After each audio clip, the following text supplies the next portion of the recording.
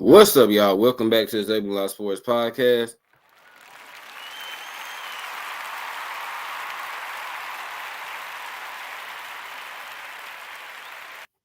I'm your host, Isaiah, and we are live for the second time today, y'all. And it is time for me to give my 2024 WNBA draft grades. As most of y'all know, I think probably as everyone knows, last night the WNBA draft occurred, and y'all, man, what a great draft it was. What a historic event it was. And I'm super pumped about this upcoming WNBA season. So, y'all, without further ado, let's go ahead and get into these draft grades. So, first up, we have the Indiana Fever. Gave them a grade of A+, y'all. Obviously, we knew that they were going to be taking Caitlin Clark #1 overall. I mean, she is expected to be their franchise player for years and years and years and years and years to come.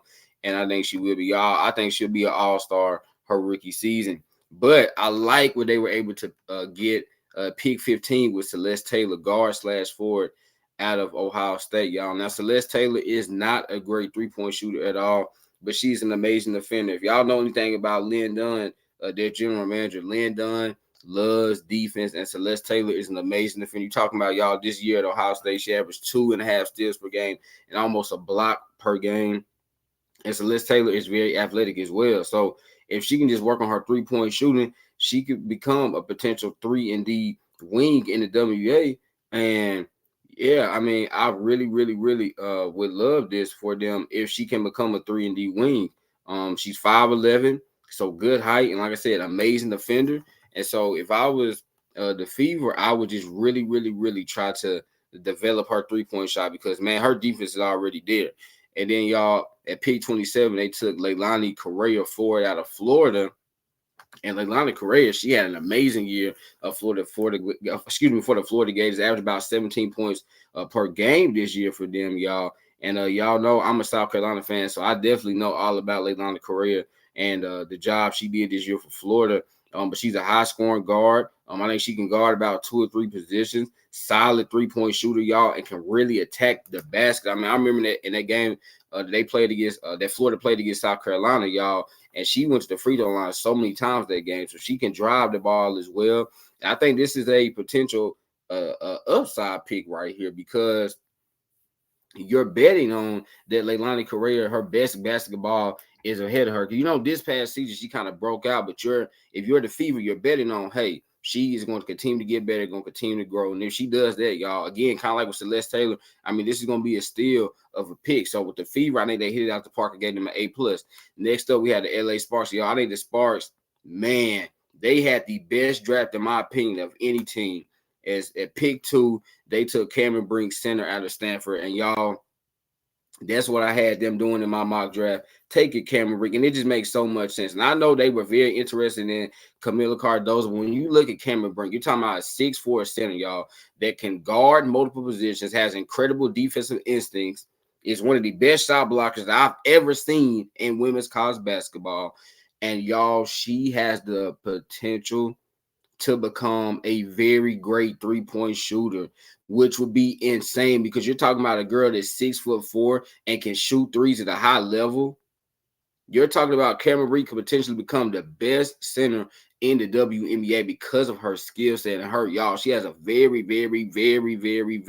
high ceiling. So I think the Sparks, made the right decision by drafting her and not Camila Cardozo because of her ceiling, because of her upside. All Cameron Brink needs to do is get stronger and stop fouling. If she does those two things, she is going to be a franchise player for them. Then y'all pick 4. They took Rickea Jackson Ford out of Tennessee. I love this. As y'all know, I really love me some Rickea Jackson, y'all. She's a big forward, 6'2". She can guard multiple positions.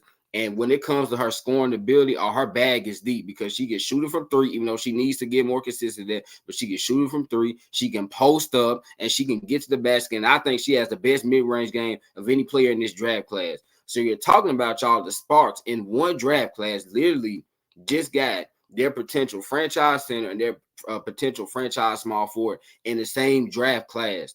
That is incredible. So I gave them a grade of A plus. And then y'all pick 28. They took Mackenzie Forbes guard out of USC. We know what Mackenzie Forbes did. What Mackenzie Forbes did this past season for USC is being kind of like that 3-and-D wing, being the number 2 option next to the great Juju Watkins. And so I think she could provide some good defense and 3-point shooting off the bench with them. I don't think Mackenzie Forbes is ever going to get any better, really, but she's pretty solid right now as how she is. She does need to become more efficient, right? But, I mean, she's a 3-and-D wing. And the Sparks, again, they need some more defense, right? They lost defense this offseason. They traded away Jordan Canada. Obviously, they lost Nneka Ogwumike. Y'all seen by the picks that they made, they were really, really focusing in on defense, right? Drafted Cameron Brink, Rakia Jackson, and Mackenzie Forbes, 3 young women that could really play defense. So I gave the Sparks an A+. Next up, y'all, we had the Chicago Sky. And I know some people are probably not going to like the grade I gave them. Y'all, I gave the Sky a B. I'm going to be honest. I do not like the fit with Camila Cardoza and Angel Reese. I don't. I think it is a pretty horrible fit.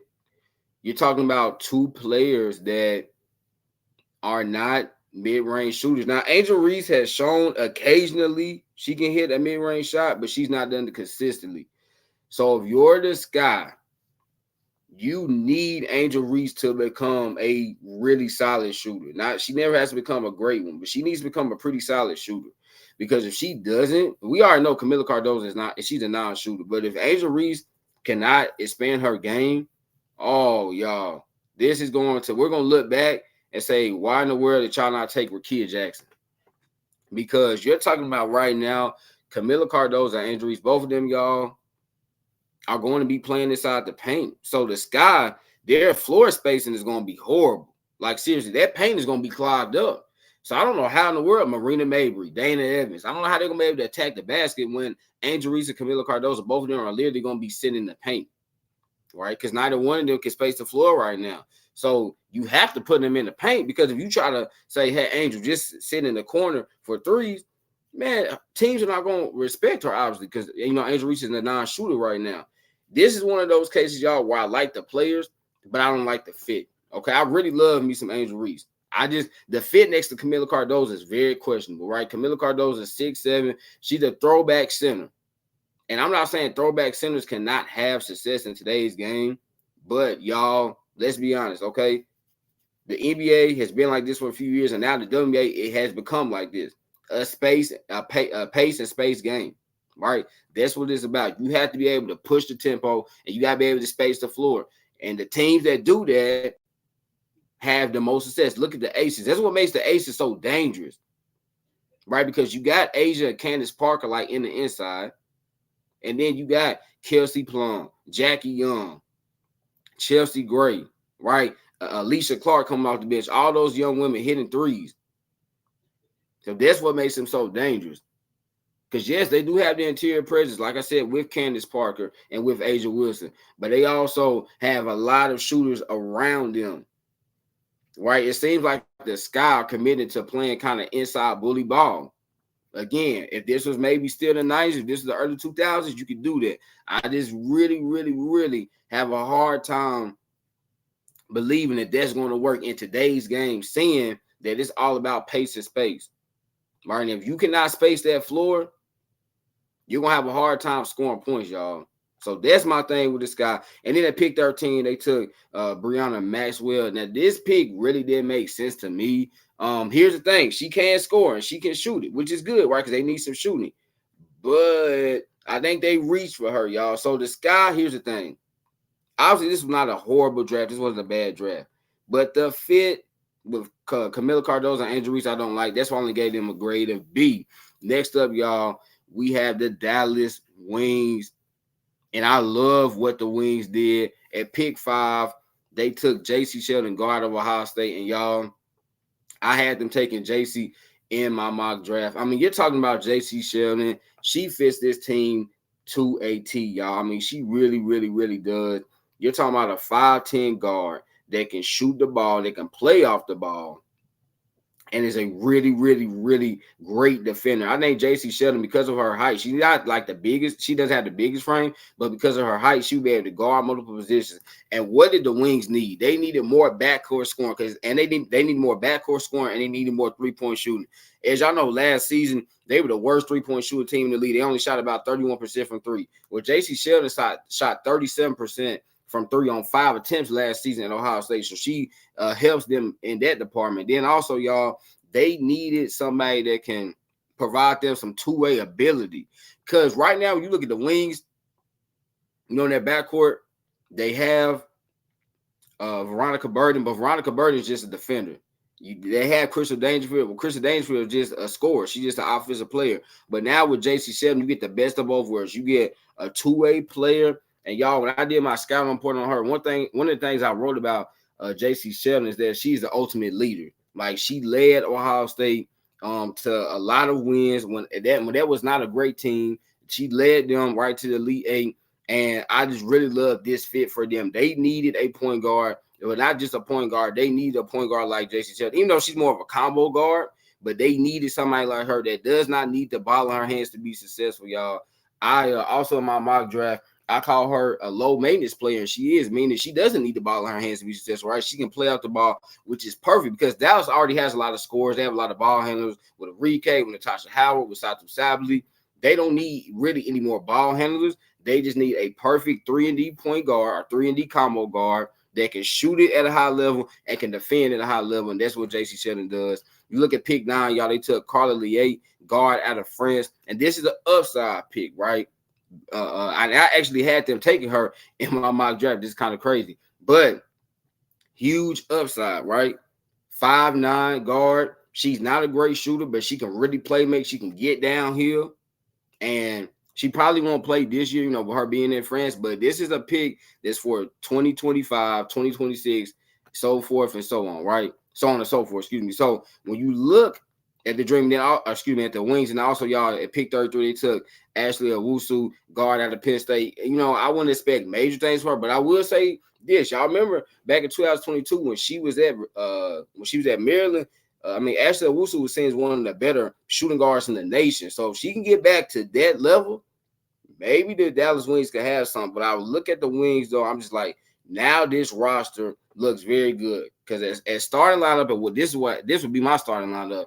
But I would have JC Sheldon, obviously Enrique, Natasha Howard, Satu Sabally, and Tierra McCown. That just fits a whole lot better. Because last year they would try to roll out with Veronica Burden at point guard or Crystal Dangerfield at point guard, but it didn't work. It didn't work. But now you have JC Sheldon, and JC's ready to go. She has a very high floor.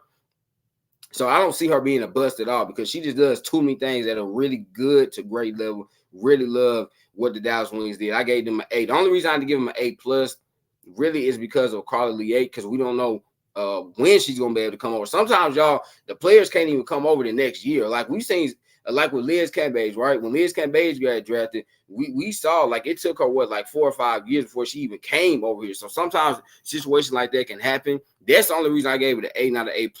But if Carla Liet, if she's ready to go right next year, I should say, then this can end up looking like a really, really, really a good pick for them.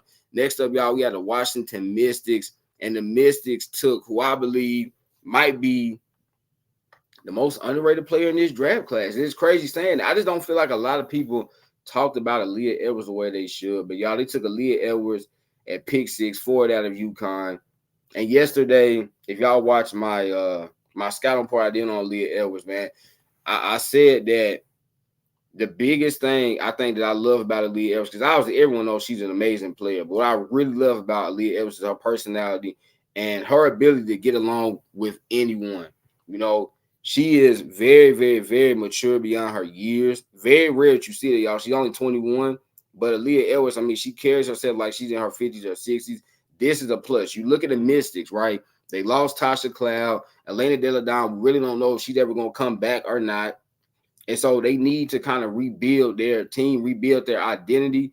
Aaliyah Edwards is the perfect player and person to help do that. Because, y'all, not only do you need A+ players, you need A+ people. And Aaliyah Edwards is an A+ person. She has an A+ personality. She is somebody that can lead your organization on and off the court. When you want a player to be the face of your franchise, y'all, he or she needs to be an amazing person as well, okay? They need to know how to talk to people. They need to know how to get along with people, how to treat people. That stuff matters. Aaliyah Edwards can do that, and I love her basketball fit next to Shakira Austin. But even more than that, y'all, like I said, the person that she is, she has a laid-back personality. She does not say a lot, but sometimes, y'all, it's the people that don't say a lot that you want leading. Sometimes you don't want the people to have a lot to say to lead you. No, you want the person that you know is going to do things the right way and is going to set a good example for everybody. And that's what Leah Evers is going to do. You look at pick 21, y'all. They took Caitlin Trong, guard out of Gonzaga. She can really shoot the ball, and that's really all she does. But, hey, sometimes it's okay to take a player that is just a specialist. She's a three-point specialist. Again, that's really all she can do. Y'all know this past season, Gonzaga, I mean, they had one of the best offenses in women's college basketball. And, yeah, I wouldn't expect much from her outside of three-point shooting. But, hey, Mystics, y'all just got a really great three-point shooting. Next up, y'all, let's go to the Minnesota Lynx. And I gave them, for the Mystics, I gave them a grade of A-. Next up, we had the Minnesota Lynx. I gave them a grade of B. Now, I love what they did at pick 8 with Alyssa Pilley. Y'all know I'm a huge fan of Alyssa Pilley's game. I said she was the most intriguing prospect in this entire draft class because she's 6'2", can handle the ball, can shoot it, can initiate offense. And as I wrote about her in my scouting report, y'all, she's a Mack truck coming down the lane. So I really love Alyssa Pilley. Kiki Jefferson, I don't understand the pick. I like the player Kiki Jefferson. The fit for their team, y'all, I don't love it. Because when I look at the Lynx, right, I think they need more three-point shooting. They got that with Alyssa Pilley. And Kiki Jefferson is not a bad three-point shooter, but I feel like they really need to get an elite three-point shooter, right? And so that's my biggest thing with the Lynx is that it's like, okay, you got a great one in Alyssa Pilley, but then Kiki Jefferson, she's not a great three-point shooter. She's not bad. I would say she's like probably above average, but y'all, Minnesota needs like really great to elite three-point shooters, right? They got that in Alyssa Pilley, but Kiki Jefferson not so much. That's the only reason I gave it a B, because again, it's like the Lynx, they knew, okay, we needed shooting. That's why they took Alyssa Pilley. But then at pick 31, you take Kiki Jefferson, and she's on like an above average three-point shooter.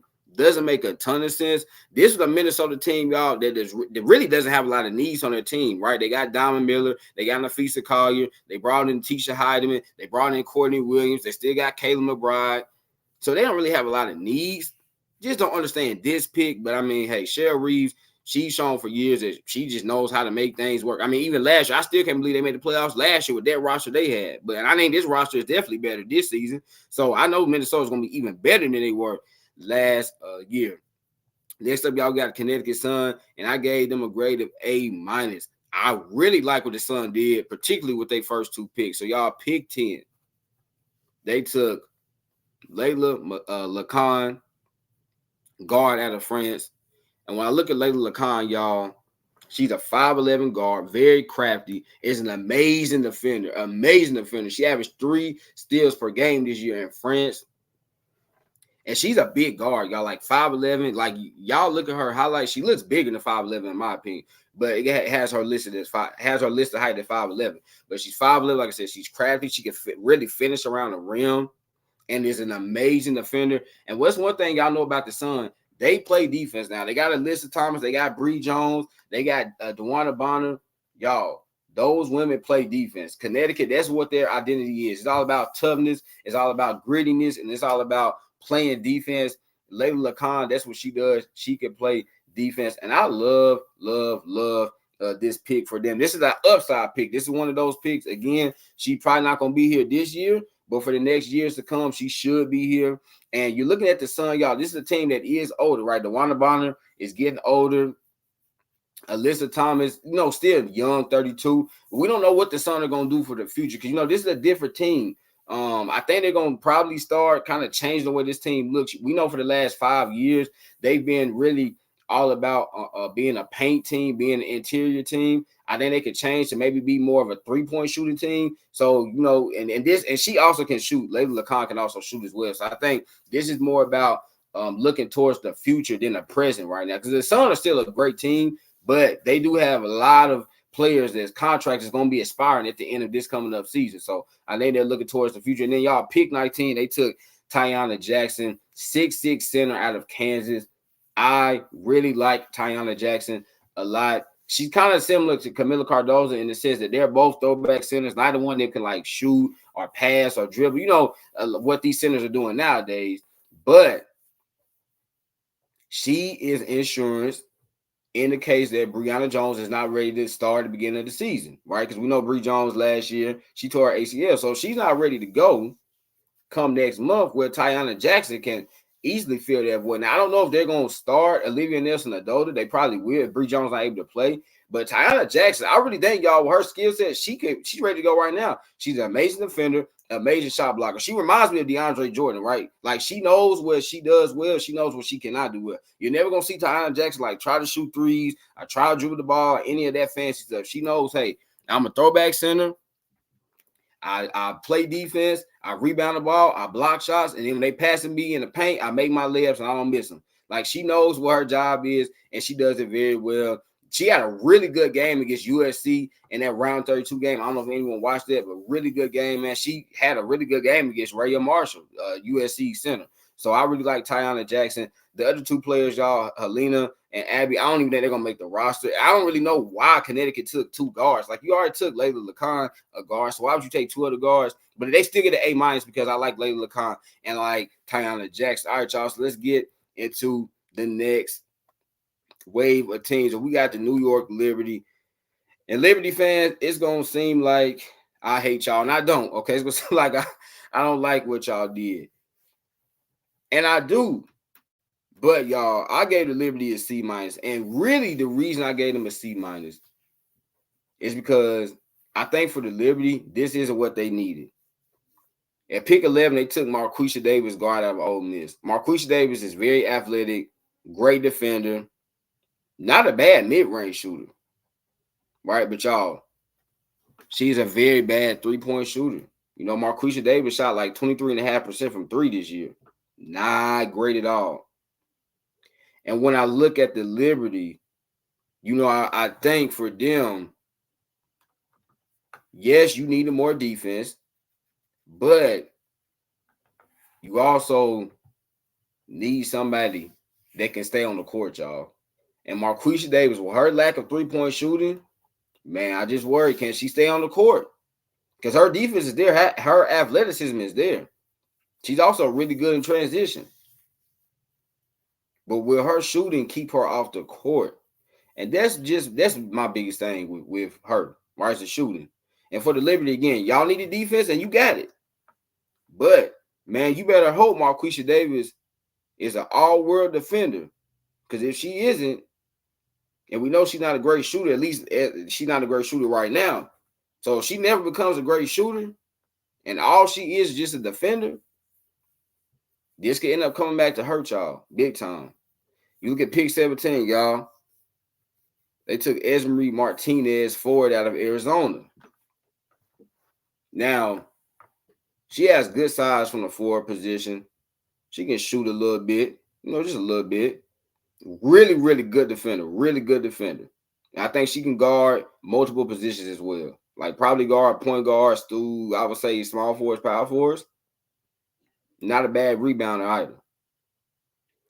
But again, y'all, she's not the best shooter. She can shoot a little bit, but not the best shooter, right? She only shot 29.6% from three in her college career. So, again, it goes back to what I was saying about Marquisha Davis. You better hope that their defense is just so elite that they're able to stay on the floor. And their three-point shooting does not keep them off the floor. So, that's my biggest thing with the Liberty. Now, I like what they did at pick 23, taking Jessica Carter, center out of Mississippi State. Jessica Carter, y'all, she averaged 15 points, 10 rebounds this past year. She's a long, tall player, very good shot blocker. And in the case that, because we don't know what they're going to do with Jonquel Jones for the future, Liberty, y'all could be looking at your future center right here, Jessica Carter, if everything goes to plan. Now, again, like Camila Cardozo, like Tyler Jackson. She is a throwback center, old school center. She can't shoot, she can't dribble, can't pass, but great rebounder, great interior presence, and can block shots. Hey, pretty good. The thing is, the Liberty do have Jonquel Jones right now. And they might be like, you know what? Even if we're not able to re-sign, Jonquel Jones to a long-term contract, we still might want to find a center that plays like her. And that's not Jessica Carter, okay? Because Jessica Carter plays nothing like Jonquel Jones. And then they took Caitlin Davis, y'all, for that USC. I think she'll be a training camp body. I wouldn't expect her to make the roster. Well, when I look at the Liberty, I think only one of these players is like guaranteed to make the roster. I think that's Marquisha Davis. Because I really do believe they like her. The GM came out, he said last week they were looking for two-way players. She is a two-way player. Her three-point shooting is just not great right now. So she's kind of more of a one-way player with a little bit of two-way sprinkled into her, right? Great defender. Her offense, just a little bit. Because her three-point shooting is just so bad right now. So I gave the Liberty a C- just because, y'all, like I said, I don't know how many of these. I think only Marquisha Davis is the only one that might make this roster. Seriously, only one guaranteed, to make this roster. Next up, we have my Atlanta Dream. As y'all know, for those that might be new to my channel, I am an Atlanta Dream fan. And let me tell y'all something. I'm not mad at what we did, but I just wish we did a little bit more. At pick 12, we took Nadia Punch, forward out of Australia. Now, there's been a ton of comparisons to her and Izzy McNamara, center that plays for the Seattle Storm. Two foreigners, 6'4", can handle the ball, can shoot it. Insanely quick for their size. Amazing length defensively. But when I look at my dream, and she can end up being a really good player. When I look at my dream, y'all, we really needed a center or we needed another guard that can really score. We didn't get that. At pick 20, we took Isabel Borlase, forward out of Australia. This is a pick I don't like. She's a pretty solid player. I've seen some of her highlights, not a lot. I've seen some of her highlights. But for my dream, we already have a ton of forwards. We already took Nadia Punch. So why do we take Isabel Borlase? Y'all, we already got a ton of forwards on this team. We got Shine Parker, Nia Coffey. A ton of, now we have Nadia Punch. Ton of forwards on this team, right? Nas Hillman. We needed a center. That's why I was hoping we would have at least thought about taking Tiana Jackson, Elizabeth Kidley, but we didn't. And then at pick 32, y'all, we took Matilda Villa, guard out of Italy. Again, you see what my dream did? We took all foreigners, players that might not be able to play for us this year. Now, Nadia Punch, I'm assuming because she was at the draft, maybe she'll be able to play. I'm not sure about that, but she was there at the draft. So maybe she will be ready to play. But Isabel Borlase and Matilda Villa, they won't be ready to play more than likely until next year. And for my dream, I'm surprised we didn't try to take a player that could help us right now. Right? Because we're trying to make the playoffs this year, y'all. Like, we're trying to make the playoffs again. Right? And we're trying to go deeper in the playoffs. Last year, we just went to the playoffs, but we lost to the Wings. Like, this coming up season, we probably want to win at least a series. So that's why I was like, I don't. It's not that I didn't like what we did, but I feel like we could have done more. We just could have had players that could have potentially impacted our team this season, right? Because that's what we needed. So we could have had like the Asian Fair. We could have took her at pick 12, and then at pick 20, we could have took Elizabeth Kidley, but we didn't do that. So again, I think Nadia Punch, she could become good, but we don't know because she is a project. She still is very raw. So we just have to see with her. Next up, y'all, we had a Seattle Storm. And I love what the Storm were able to get. They only had 2 picks, but boy, did they make those 2 picks count. I gave them an A-, y'all. At pick 14, they took Nika Mule, guard out of UConn. And I cannot believe that Nika Mule was still sitting here at pick 12, or excuse me, pick 14. I really thought she was going to be a first-round pick. But you're talking about a guard, Nika Mule, y'all, that is never going to be a 15-point per game score, a 20-point per game score, but she's going to have a huge impact for the Seattle Storm with her defense, her three-point shooting, her playmaking. As y'all know, in that Final Four game against Iowa, she played some really good defense against Caitlin Clark. And she's just one of those players that you love having somebody of her, having somebody like her, having somebody of her skill set. Because you need players that understand their roles, y'all, and they want to play their roles, right? Again, like I said, she'll never be a 15, 20-point per game scorer, but she's going to get it after defensively. She's going to hit them catch and shoot threes, and she's going to be able to assist the ball at a pretty high level. I mean, she averaged 6.5 assists per game this year. So I look at Seattle, I'm like, hey, this is good. That's your backup point guard behind Skylar Diggins-Smith. And Nika Mule, she's ready to play right now. Like she is. She's ready to play right now. And then at pick 26, y'all, they took Mackenzie Holmes, center out of Indiana.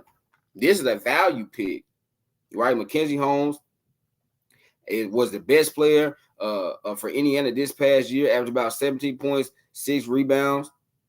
Now, my biggest knock, I think that I have against Mackenzie Holmes is her rebounding, right? Because for her to be 6'3", she only averaged 6.8 rebounds per game this year, right? I really wish she was around 9-10, but this is just a value pick, like I said, y'all. Great value right here because a player of her skill set can definitely contribute. She will need to expand her game, especially since I think, y'all, honestly, I think she's going to be a power forward in WNBA. I don't think she's going to be a center because she's not strong enough. She's not a great rebounder, right? To play the center position, you got to be strong. You got to be able to rebound the heck out of the basketball. But I think because she can just score the ball, she'll have a role. And she's one of those players that can probably play 15, 20 minutes a game, be your 7th, 8th woman off the bench, give you about maybe 10, 11 points. She'll probably have some games where she'll score 20 points. She's able to hold up defensively and able to hopefully maybe become a better rebounder. But again, I love the Storm did. Just great value picks, y'all. And then with Nika Mule especially, I mean, that was a steal getting her at pick 14. And finally, y'all, we have the Phoenix Mercury. Look like I got the Storm on here twice, but finally we have the Las Vegas Aces and the Phoenix Mercury. So let's get into the Aces, y'all. Amazing what they did. Being able to get the Asia Fair. I'm going to try to hurry up because I know this Lakers game is ready to come on. But, y'all, they took the Asia Fair at pick 16, Kate Mart at pick 18, and then Elizabeth Kelly at pick 24. And then shout out Angel Jackson, Jackson State. Shout out Coach Reed, y'all, JSU. As she say, where the rings reside, baby. But the Aces killed the draft. Nikki Fargas, y'all, their president, man, has she done an amazing job since she took over in 2021. Amazing job. Love what the Aces were able to do. Because they got players that help them now and in the future. You look at the Asia Fair, one of the best scorers in women's college basketball. And y'all, she is a dog. Right? She's a pest defensively. So I look at her, and what's something that the Aces really lacked last year, y'all? Scoring off the bench, right? That starting 5 with Kelsey Plum, Jackie Young, Candace Parker when she was healthy, Chelsea Gray, and Asia.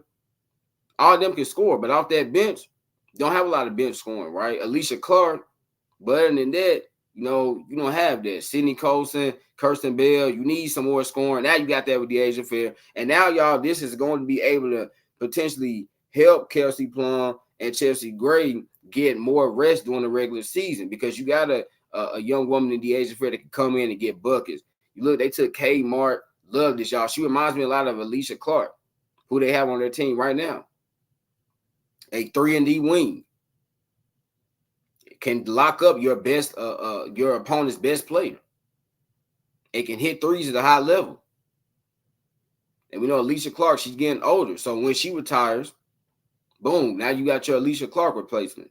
And then y'all pick 24. They took Elizabeth Kelly, center out of Virginia Tech. Amazing. Elizabeth Kelly, y'all know I was still having her as a first-round pick in my mock drafts. And my last one I did yesterday, I had my Atlanta Dream picking her at pick 12 because I feel like, hey, Just because she tore her ACL, that means she's not a first round pick anymore. She still is the same player. She still has the same skill set. And when she's healthy next season, y'all, I think she's gonna be the ace center of the future. And she's gonna be a great fit next to Asia in that front court. Right? Asia will be able to go back to playing the 4. Elizabeth Kelly slides in at 5. And the Aces don't miss a beat at all. So, y'all, I love what the Aces were able to do this draft. I bet they were surprised. I'm pretty sure Nikki Fox was surprised that Asia Fair and Elizabeth Kelly were still on the board at pick 16 and pick 24. And I was too. But, sometimes that's how things work out, y'all. It could be a blessing in disguise. I think it's going to be a blessing in disguise, not only for the players, but for the Aces. And then last, but certainly not least, y'all, we got the Phoenix Mercury. I gave them a grade of A-. They took Charisma Osborne, guard out of UCLA at pick 25. And y'all, similar to Asia Fair, I don't know how in the world Charisma Osborne is still here. You talking about, in my opinion, she is the best on-ball defender in this draft class. Excuse me, she's an amazing rebounder for her size, right? The mind y'all, Charisma Osborne is about 5'8", 5'9", but she averaged almost 6 rebounds per game. Her three-point shooting is a work in progress. I think she needs to work on her release. I don't really like her release because, y'all, her release is weird, right? She brings the ball like from her right hip all the way up. And it's like she has to push the ball up there. I guess because she doesn't have a lot of strength on her arm. So it's like she's shooting a push shot because her shot is like really high up in the sky. It's like a high arcing shot. I don't love her mechanics, but she's not a bad shooter. I mean, she shot like 32% from 3, which isn't great. But at least she's shown she can hit some threes. So I'm very, very surprised that she was still here at pick 25. And when you look at the Mercury, I know they probably didn't need a guard because they did sign Tasha Cloud. They still have Sophie Cunningham. Obviously, you still have DT. So they didn't really need a guard. But it's just one of those, hey, this is the best player left on the board. We cannot pass her up because there's no reason Charisma Osborne should still be on the board at pick 25, y'all. I thought she could go anywhere from like pick 10 to pick 14. So the fact she's still at 25, yeah, the Mercury had to take her. She's a player that I think is ready to play right now because of her defense and because of her rebounding. Again, she's still a work in progress offensively, even though I love her slashing ability. She can really get down here and finish. And, y'all, she also can post up. UCLA ran a lot of post-up plays for her. So there's something else to watch out for. Maybe the Mercury will be able to do that. She can post up some of the smaller guards, but she's a player because of her skill set. She's ready to go right now. Again, really the biggest thing with her, improve that three-point jump shot. But her defense, y'all, I mean, she has the potential to be like the next Jordan Canada, right? Like, Jordan Canada is not a great three-point shooter at all, but her playmaking is good. Her defense is really good. And I think unlike Jordan Canada, though, Charisma Osborne can be a really good rebounder in the WNBA like she was for UCLA. And then, y'all, at pick 29, they came back and took a guard, Jazz Shelley. I like Jazz Shelley. She's a solid defender. She's somebody that plays her role, knows her role. Now, I do not like her efficiency, though, right? She's not the most efficient player. She never shot 40% one time in her collegiate career. But outside of that, she's a really good defender. It seems like the Mercury wanted to improve their defense, right? She is a good defender, good three-point shooter, but it really feels like they wanted to improve their defense after last year. They were one of the worst defensive teams in the league. So I understand that. I don't think they should have selected another guard, though, right? Because Charisma Osborne, I get that. You had to take her. Jazz Shelley's like, I like the player. The fit, though, is interesting. I'm not sure if Jazz Shelley's even going to make the roster, y'all, being honest. One, the Mercury, obviously, like every WNBA team, they only have 12 roster spots. And then secondly, because they have so many guards on their roster, they still got Shug Sutton also. They still have Shug Sutton, on that roster as well. So I'm just like, man, Phoenix has a ton of guards right now. So that's the reason I gave it an A-, not an A+. I would have gave it, had they had come or they had came and like selected the center, I would have gave it an A+, just any center, right? To have some center depth behind Brittany Griner. But they took another guard, so I'm like, y'all got a lot of guards on this team. And they also still had Crystal Williams from last year. But, hey, I get it. They needed to improve their perimeter defense. Jazz Shelley definitely helps them do that. But I would have looked for it. So there y'all have it. That is my 2024 WNBA draft grades, man. I hope y'all enjoyed the live stream on today, the second live stream on today.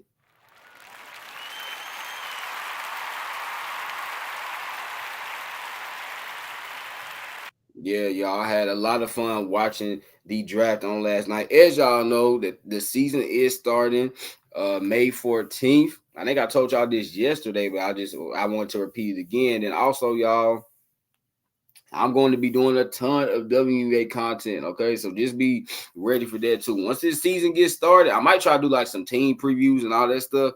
But once the season gets started, y'all, we're gonna be recapping these games. I'm gonna pick all-star teams like I did with the NBA, like all this stuff. The same stuff I've done with the NBA and NFL. I'm gonna do it with the WNBA. I'm so ready for this season to start, y'all. Man, there are a lot of intriguing storylines in this season, and man, there's just so many teams that are continuing to improve. It's not just the Aces and the Liberty, y'all. Some teams that really have improved their roster kind of overnight, like the Storm, like the Mercury. So love what those two teams in particular have done, and just super excited, y'all, for this WNBA season. I hope y'all excited. For those that might be new to that might be new to watching women's basketball, you're definitely not going to be disappointed, all y'all, because these women are doing the darn thing. And as a man, I want to continue to support them, continue to show them their love and give them their love, because they deserve it. And they are going out there on a night in and night out basis and proving that, hey, yeah, we can be elite players too, and we deserve to be talked about because we are balling just like the NBA players are balling. So remember, y'all, laughter is good medicine. So make sure you get y'all daily dose. Y'all know I'm an enemy, man. I love y'all. God bless. Peace.